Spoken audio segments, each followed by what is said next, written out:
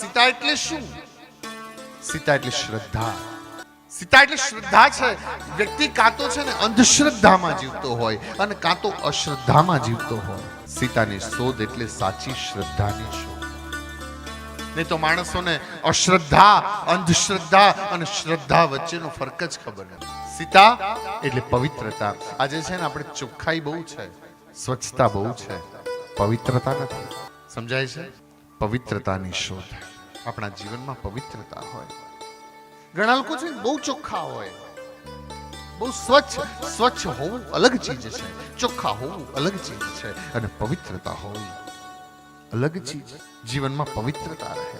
બહારના મેકઅપથી આપણો દેખાડો સારો કરી શકાય, ભીતરથી શુદ્ધ થઈએ ને ત્યારે પવિત્ર થવાય. સીતા એટલે ભક્તિ.